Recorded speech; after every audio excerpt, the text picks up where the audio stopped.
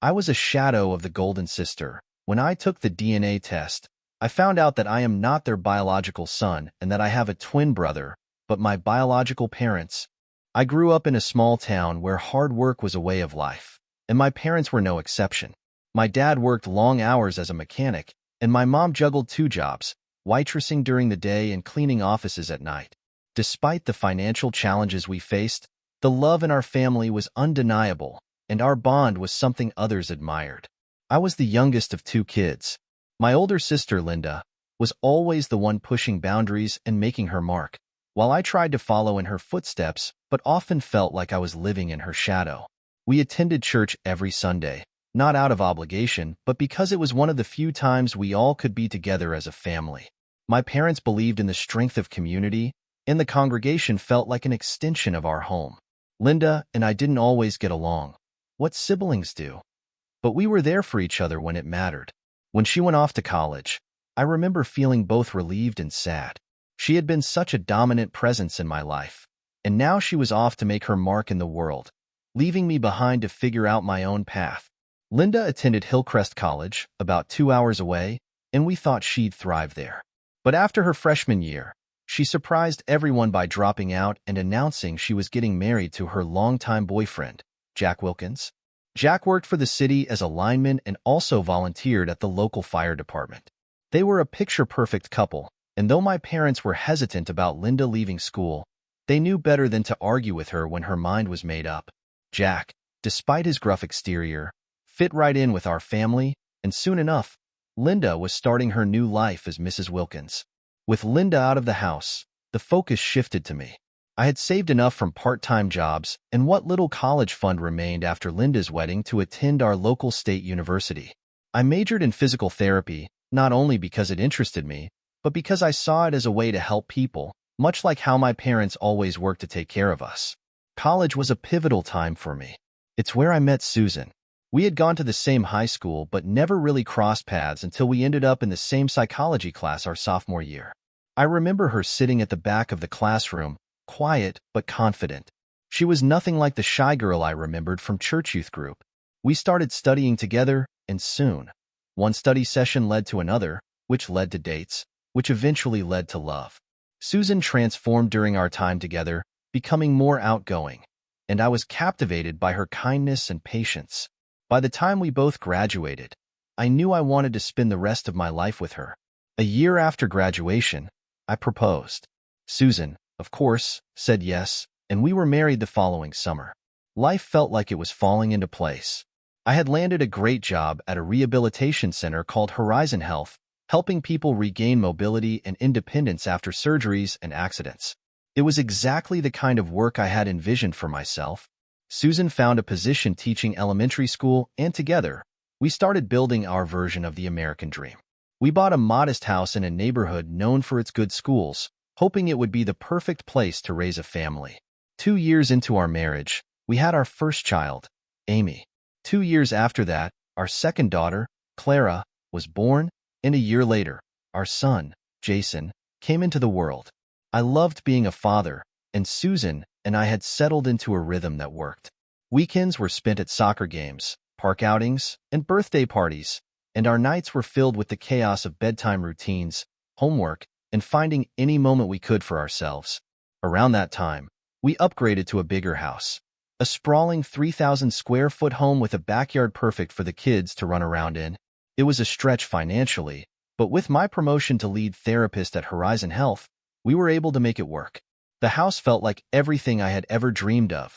A 2-story with a large porch, a finished basement for the kids to play in, and a kitchen big enough for Susan to finally have the space to experiment with her love of cooking. Our lives were busy, but they were full of joy. Every morning, I would kiss Susan goodbye as I left for work, joking with her about being on time despite the chaos of getting 3 kids ready for school. One day, while I was chatting with Rachel, my coworker and fellow therapist, about the day's appointments, she mentioned something that completely threw me off. She said, "Hey, I saw you on TV last night. What were you doing at that movie premiere in Los Angeles?" I laughed, thinking she was making some sort of joke, but Rachel was dead serious. "No, really," she continued. "You were at this premiere for a film called Shadowlight. They introduced you as Paul Durand, this famous French actor. You even had a fake French accent. I couldn't believe it. At first, I thought it must have been some kind of mistake or maybe an April Fool's prank that was circulating late. I had never been to California, much less a movie premiere. Rachel, however, was adamant. She told me to look up the premiere and check out the photos. Curious and more than a little intrigued, I decided to take a look during my lunch break. When I pulled up the photos from the event, my heart nearly stopped. Staring back at me was a man who looked exactly like me. He had the same hair, same face, even the same slight wrinkle on his forehead when he smiled. The only difference was the faint mustache and, of course, the fact that he was speaking French. When I showed Susan that night, she was equally stunned. "That's you," she said, not even questioning it. But of course it wasn't. I had never been to France, never even studied French beyond a few phrases I remembered from high school. Still, the resemblance was uncanny. Susan, ever the curious one, suggested we dig deeper. "You should contact him," she said.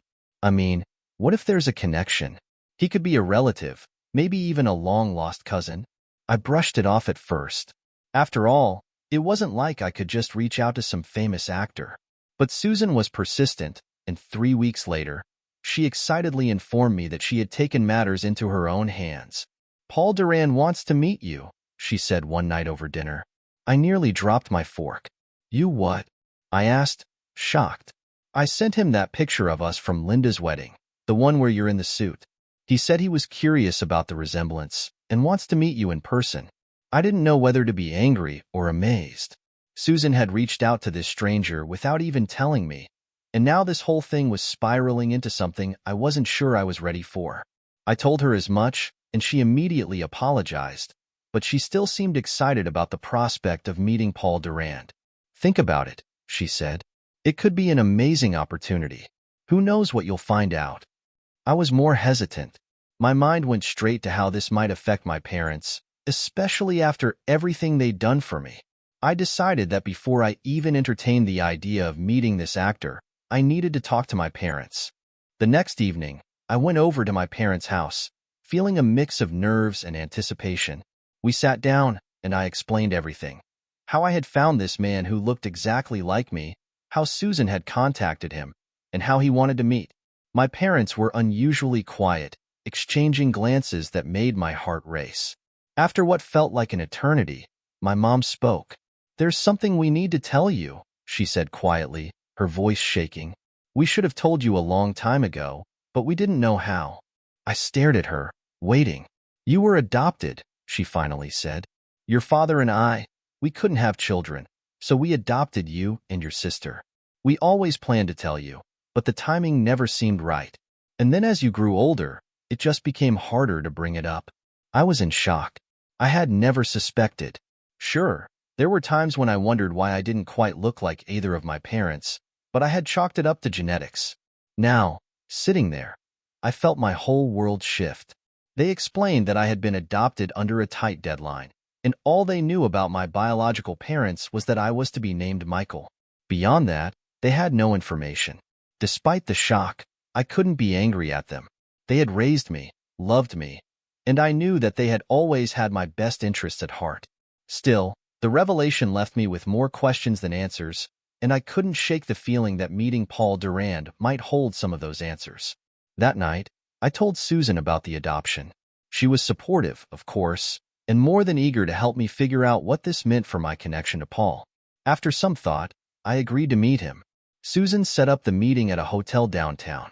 The day arrived, and as we entered the grand lobby, I couldn't help but feel a mix of anxiety and anticipation. Susan squeezed my hand as we walked toward the presidential suite where Paul was staying. When the door opened, I came face to face with myself. It was eerie. Paul and I were the same height, same build, and our facial features were nearly identical. The only noticeable difference was the slight mustache he wore, and the fact that his French accent was much stronger than any of the few phrases I knew. We stood there for a moment, both of us stunned by the reality of seeing our mirror image. Paul smiled first, extending a hand. "It's like looking in a mirror, isn't it?" he said in perfect English. I nodded, still trying to wrap my head around the fact that I was standing in front of someone who could be my twin.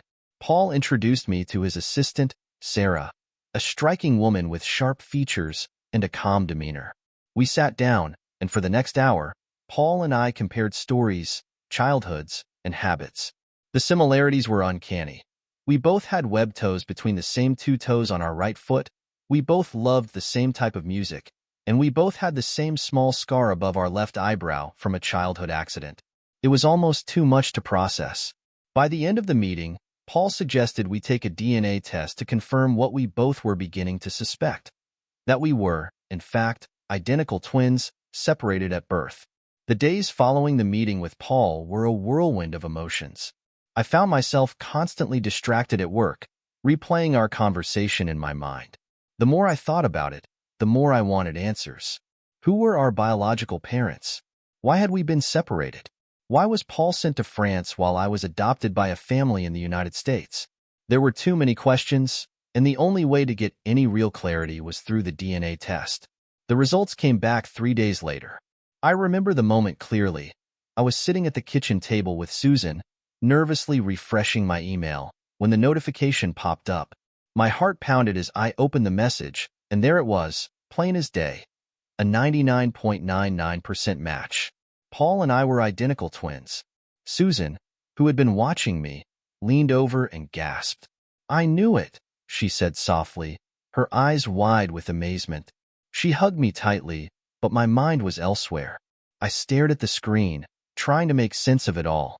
I had a twin brother, someone I hadn't known existed for my entire life, and now everything had changed.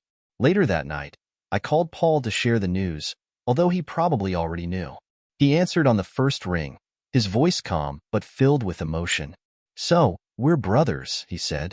"Yeah," I replied, not knowing what else to say. We talked for a while about what this meant, both of us overwhelmed by the revelation.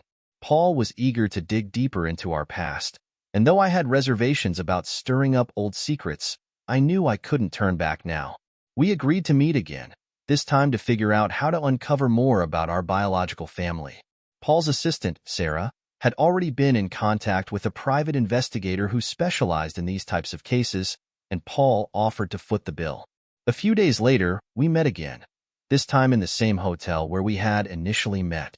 Paul had rented out a conference room, and when I walked in, I was greeted by a team of professionals, Sarah, the investigator, and a lawyer who specialized in international adoption cases. Paul had wasted no time in assembling a team to help us. It was clear he had the resources to make things happen, and I felt grateful for his initiative, even if I was still reeling from the fact that this was all happening. The investigator, a sharp-eyed man named Martin, walked us through what he had uncovered so far. "Your adoption records were sealed," he began, "but we were able to obtain some information. Both of you were born in a small hospital in rural France, to a woman named Pauline. There's no record of your biological father, and based on the limited documentation, it seems that Pauline's husband was not your biological father. This could be why you were both put up for adoption." Paul leaned forward, his expression intense. "What happened to Pauline?" he asked. Martin glanced down at his notes before answering. "Unfortunately, she passed away shortly after the adoption. There are no records indicating what happened to her in the years leading up to her death, but it seems that after her husband discovered he wasn't the father, things became complicated. The adoption arrangements were made swiftly, and both of you were separated. Paul was adopted by a wealthy family in France, and you," he nodded toward me, "were sent to the U.S. under different circumstances." I sat there, absorbing the information. Pauline, my biological mother, a woman I would never get to meet. It was strange to feel grief for someone I had never known. But there it was, sitting heavy in my chest. Paul, on the other hand, seemed focused on the next steps. "We need to know more about her," he said, his voice firm. "There has to be more out there." The lawyer, a woman named Danielle, nodded. "We'll continue digging. It's possible there are extended family members still living who may have more information. However, given the sealed records and the time that has passed, it may take some time." After the meeting, Paul invited me and Susan to join him for dinner at an upscale French restaurant. It was clear that Paul was used to a life of luxury, And though I felt a bit out of place in such a formal setting, Susan was in her element, chatting easily with Paul and Sarah. As the evening went on, I began to feel a bit more comfortable. Paul was charming, and despite the strangeness of our situation, it felt like we were starting to form a bond. At one point during the meal, Paul leaned in and said, "I've been thinking. Now that we know we're twins, we should spend more time together. I have a place in France, a villa near the coast. Why don't you and your family come for a visit? We can continue looking into our past, but we can also just enjoy getting to know each other." I glanced at Susan, who was practically glowing at the idea. She had always wanted to travel, and a trip to France seemed like a dream come true for her. I, on the other hand, felt hesitant. I didn't want to uproot my life and leave everything behind, even for a short trip. But Susan's excitement, coupled with Paul's persuasive charm, made it hard to say no. "We'll think about it," I said, trying to buy some time. Paul smiled, clearly confident that I would eventually agree. "Take all the time you need, brother. The offer stands whenever you're ready." After dinner, we said our goodbyes and headed home. On the drive back, Susan was buzzing with excitement. "Can you believe it? France. I've always wanted to go, and now we have the perfect reason." I nodded, still trying to wrap my head around everything. "It's a lot to take in," I admitted. "I mean, a twin brother, this whole other life I never knew about. It's like something out of a movie." Susan reached over and squeezed my hand. "I know it's overwhelming, but this could be an amazing opportunity. You'll get to learn more about where you come from, and we'll get to see a part of the world we've never been to. Plus, Paul seems like he genuinely wants to get to know you." "I know," I said softly.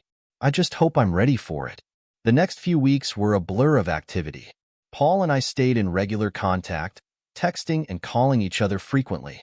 He continued to push the idea of the trip to France, and eventually, Susan convinced me that it was the right thing to do. After all, how often does someone get the chance to reconnect with a long-lost twin in a foreign country? We began making plans.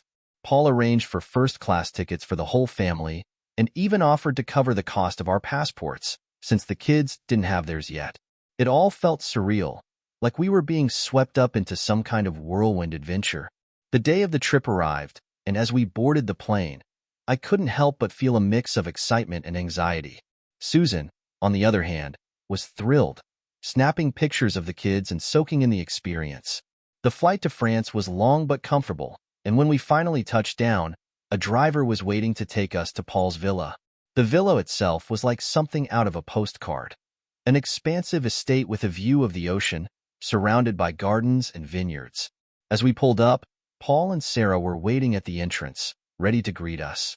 "Welcome to France," Paul exclaimed, pulling me into a hug. The next few days were a whirlwind of sightseeing and relaxation. Paul had arranged everything, from tours of local landmarks to private dinners at some of the best restaurants in the area. It was clear that he was doing his best to impress us, and while Susan and the kids were having the time of their lives, I couldn't shake the feeling that something was off. Paul seemed almost too eager, as if he was trying to make up for lost time all at once. On the third night of our stay, after the kids had gone to bed, Paul and I sat on the terrace, overlooking the ocean. It was a peaceful moment, and for the first time since we'd arrived, I felt like I could breathe. "You've built an incredible life here," I said, gesturing to the villa. Paul smiled but didn't seem fully at ease. "Yeah, I guess I have," he said, his voice quieter than usual. There was a long pause before he continued. "I've been thinking a lot about why we were separated. I mean, there has to be a reason, right? It doesn't make sense otherwise." "I've been thinking about that too," I admitted. "It's hard not to wonder what things would have been like if we'd grown up together." Paul nodded, staring out at the horizon. "I don't want to waste any more time," he said finally. "I know we've only just found each other, but I want you to be a part of my life. And not just for this trip. I want us to be close, like real brothers." His words hung in the air, and I wasn't sure how to respond. I had spent my whole life not knowing about Paul, and now that he was here, it felt like everything was happening too fast. "I want that too," I said cautiously, "but we've lived separate lives for so long. It's going to take time to figure out what this all means." Paul nodded, his expression serious. "I know, but I'm willing to put in the time if you are. As I sat there, watching the waves crash against the shore, I realized that despite the whirlwind of emotions and uncertainty, I wanted to build a relationship with Paul. He was my brother, and even though we had missed out on so much, we still had the future ahead of us. Over the next few days, we continued to explore France, visiting old villages, tasting wine, and taking long drives through the countryside. Paul and I grew closer, sharing stories about our childhoods, comparing experiences, and trying to piece together the puzzle of our past. Though there were still so many unanswered questions, I began to feel a sense of peace. As our time in France came to a close, the bond between Paul and me felt stronger. It wasn't just about the novelty of finding a long-lost twin anymore. There was something deeper, a shared history we didn't even know we had, yet somehow it shaped both of us. Our personalities, though different in many ways, had some striking similarities. We both had a need to care for others. Paul had a more extroverted, larger-than-life presence due to his career, while I was quieter, content with the small, steady rewards that came from helping others through my work as a therapist. But at the core, we were both people who sought connection, who thrived on being needed. The last evening in France was spent at Paul's villa, where he had invited a few close friends to a dinner party in our honor. Sarah, his assistant, was there, as usual, but she felt more like part of the family by this point. She had been incredibly helpful during our stay, guiding us through the local culture and even helping with the kids when we needed some time to ourselves. Gerald, Paul's bodyguard, was there too, though his presence was more in the background, keeping an eye on everything while staying out of the limelight. As the evening wore on and the wine flowed, Paul raised a glass and stood to make a toast. "To my brother," he began, looking directly at me. I never thought I'd have the chance to say those words. Growing up, I always felt like something was missing, but I couldn't put my finger on it. Now I know. It was you, Mark. The room fell silent as everyone listened intently. I've spent my life in front of cameras, surrounded by people who admire me for what I do. But nothing compares to finding the person who shares your blood, your history, even your face. I know we have a lot to figure out still, and it's going to take time, but I want you to know that I'm here for the long haul. I felt a lump in my throat as I raised my own glass. "To family," I said simply, because in that moment, it was all that mattered. We clinked glasses, and the night continued, but I couldn't shake the feeling that my life had just changed in a way I hadn't fully comprehended yet. The next morning, we said our goodbyes. Susan and the kids had fallen in love with France, and part of me didn't want to leave, but reality was calling. I had a job to get back to, bills to pay, and a life that needed tending to. Paul promised we would stay in touch, and I knew he meant it. He even mentioned flying over to visit us in the States sometime soon. The flight home was long, but it gave me time to reflect on everything that had happened. Susan and the kids were asleep beside me, and I watched them, thinking about how lucky I was. Despite the twists and turns life had thrown at me, finding out I was adopted, meeting a twin brother I never knew I had, I still felt anchored by my family. My children, my wife, they were my world. No matter what happened with Paul, that wouldn't change. When we landed back in North Carolina, life resumed its familiar pace. I returned to work at Horizon Health, and though I had shared the basics of my trip with my coworkers, I kept most of the details to myself. It felt too personal, too surreal to explain everything. Rachel, my colleague, couldn't resist teasing me, though. "So, when are you going to star in a movie, Mr. Hollywood?" she joked one morning when I was running late. "I'm sure Paul can get you a role." I laughed it off, but her words reminded me of the stark differences in our lives. While Paul was used to the spotlight, I preferred the quieter, more predictable rhythm of my work and home life. About a week after we got home, I received a call from Paul. He sounded excited, which wasn't unusual for him, but there was an urgency in his voice that caught me off guard. "Mark, I've found something," he said. "Remember how we were trying to figure out more about our biological parents? Well, I hired another investigator, someone who specializes in cases like ours, and we've uncovered more details about Pauline, our mother." My heart raced. "What did you find?" "She left behind a few personal letters before she passed," Paul explained. They were hidden in an old family archive that was nearly impossible to access, but we got lucky. I'm having them translated into English now, but from what we've already read, it seems like there's more to the story than we thought. I sat up, suddenly alert. More? Like what? It looks like she didn't just give us up because her husband wasn't our father, Paul said slowly. There were threats made against her, against us. I don't know the full extent yet, but it seems like she was trying to protect us by sending us away. I was stunned. The idea that our mother had given us up not out of indifference, but out of love and fear for our safety, was something I hadn't considered. Do you think it was her husband who threatened her? Possibly, Paul said, but I don't want to jump to conclusions until we have all the details. The investigator is still digging, and we're waiting for the full translation of the letters. But I wanted you to know as soon as I found out.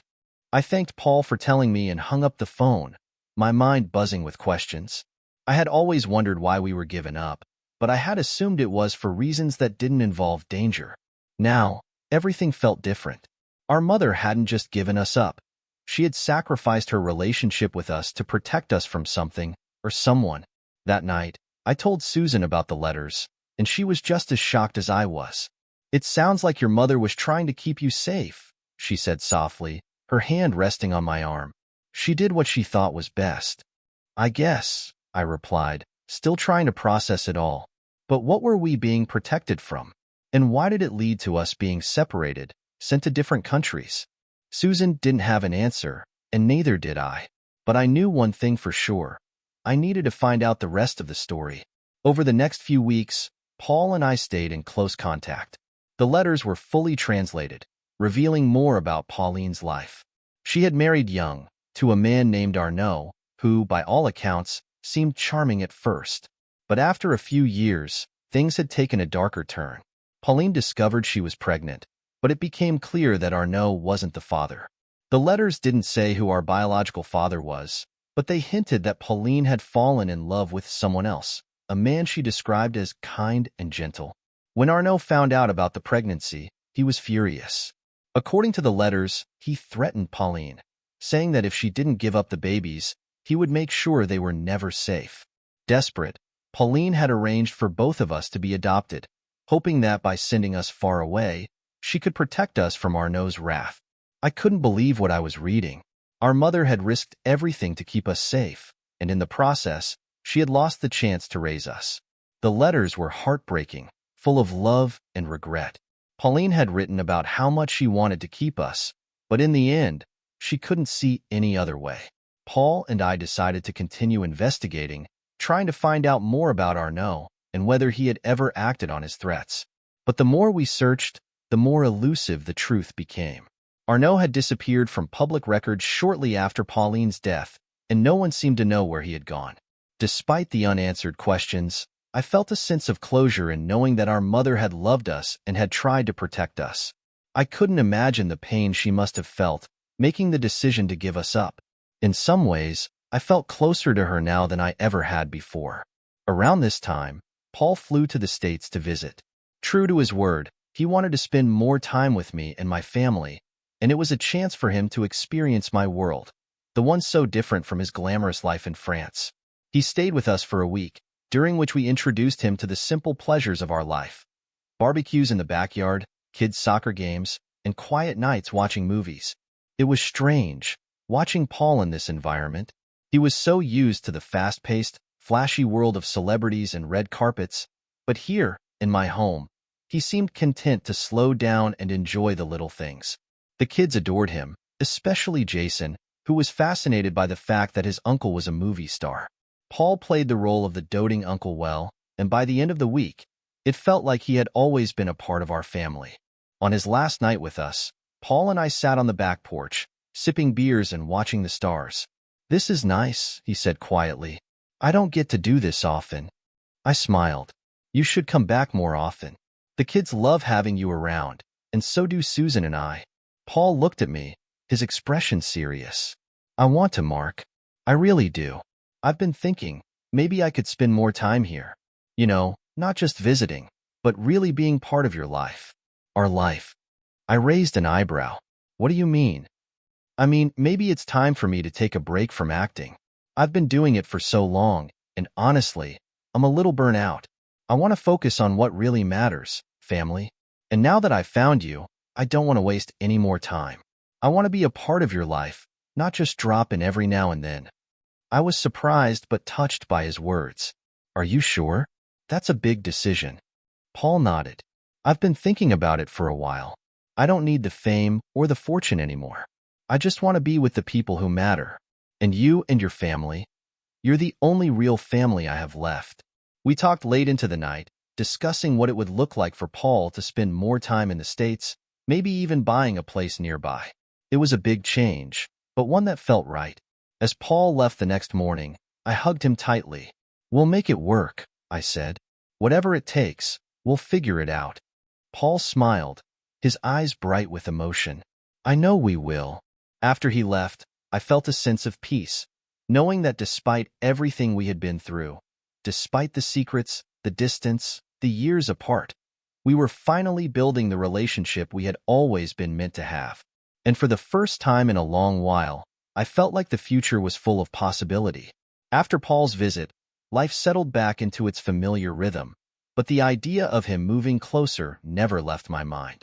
Susan and I talked about it often, imagining what it would be like to have him nearby, a more permanent part of our daily lives. The kids had grown attached to him in such a short time, and the thought of them growing up with an uncle they could see regularly felt like a gift I hadn't expected.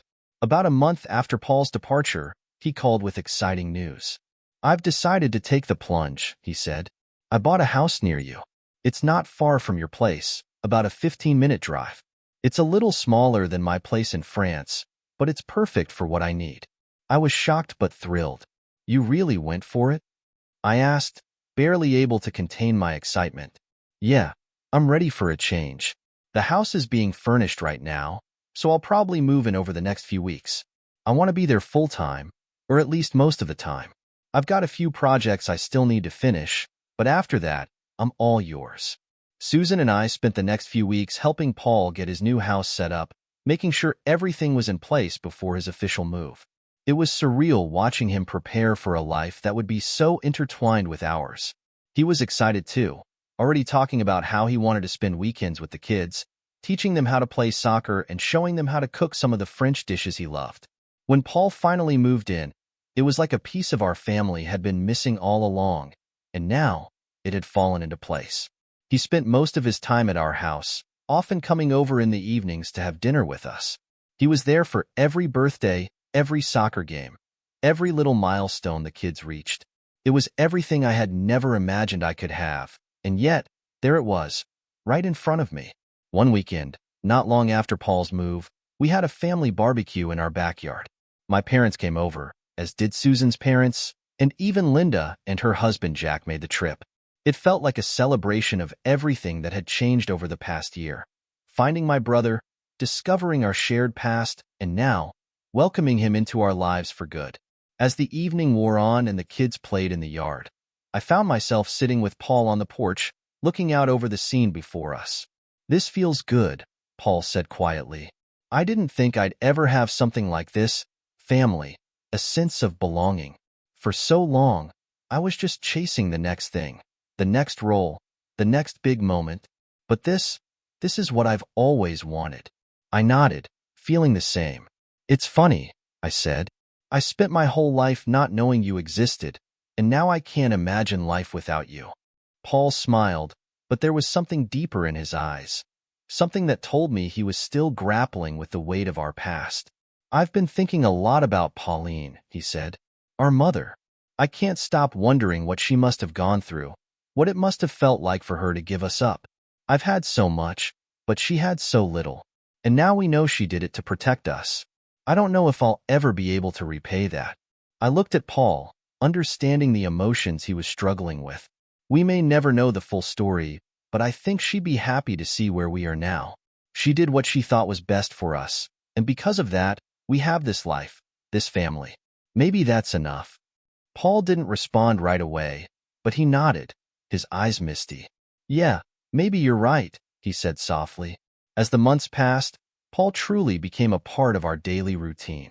He took Jason to soccer practice, helped Amy with her math homework, and even taught Clara a few words of French, which she loved showing off at school. The kids adored him, and so did Susan. It was like we had added another layer to our family, one that made everything feel richer, fuller. One day, out of the blue, Paul invited me to lunch. We met at a small bistro downtown, and as we sat down to eat, I could tell he had something on his mind. "I've been thinking about our mom again," he said after a few minutes of small talk. "I've been doing more research, trying to figure out who our biological father was. I know we don't have much to go on, but I feel like there has to be more to the story. And I think I found something." I raised an eyebrow. "Really? What did you find?" "There's a man," Paul said carefully. "His name is Andre. He's older now, but he was in the same town as Pauline around the time we were born. I had a private investigator look into it, and it turns out he had a relationship with her before she married Arnaud. I think he might be our father." The revelation hit me like a ton of bricks. For so long, I had been focused on our mother, on what she had done to protect us. I hadn't even allowed myself to think about who our father might be. "I haven't reached out to him yet," Paul continued, "but I thought you should know. I wasn't sure if you wanted to pursue this or just leave it alone." I sat back, trying to process the information. "What do you think we should do?" I asked after a long pause. Paul shrugged. "I don't know. Part of me wants to meet him, to get answers, to fill in the blanks. But another part of me wonders if it's worth it. We have a good life now, a family. Do we really need to dig up the past?" It was a valid question, one I didn't have an easy answer for. "Let me think about it," I said finally. "It's a lot to take in." Paul nodded, understanding. "Take your time. I'm not in any rush." For the next few days, I couldn't stop thinking about Andre. If he really was our father, what would it mean to meet him now, after all these years? Would he even want to meet us? Would it change anything about the life we had built? I wasn't sure I wanted to find out. But then, one night as Susan and I were getting ready for bed, I brought it up. "Paul found someone who might be our father," I said, watching her reaction. Susan looked surprised. "Really? Are you going to meet him?" "I don't know," I admitted. "Part of me thinks it might stir up things we don't need. But then again, it could bring closure." Susan sat on the edge of the bed, thoughtful. "I think you should meet him," she said after a moment, "if only to get the answers you've been looking for. It might not change anything, but at least you'll know." Her words stuck with me, and the next day, I called Paul. "Let's do it," I said. "Let's meet him." Paul seemed relieved. "Okay, I'll set it up." A week later, Paul and I flew to France. This time not for leisure, but for something much more personal. We met Andre in a small cafe in the countryside, and as soon as I saw him, I knew. There was a resemblance, subtle but undeniable. His eyes were the same shade of blue as ours, and the way he carried himself, there was something familiar about it. The conversation was awkward at first, as we danced around the topic of our birth. But eventually, Andre confirmed what we had suspected. He had been in love with Pauline, but when she became pregnant, she was already engaged to Arnaud. They had planned to run away together, but things had spiraled out of control. Arnaud found out, and the threats he made forced Pauline to give us up. It was a lot to take in, but in a strange way, it brought me peace. Knowing the full story helped me understand the sacrifices our mother had made and why we had been separated. When we returned to the States, I felt lighter, as if a weight had been lifted. I had the answers I had been searching for, and though the past was complicated, I was ready to move forward. Subscribe and listen to new stories every day.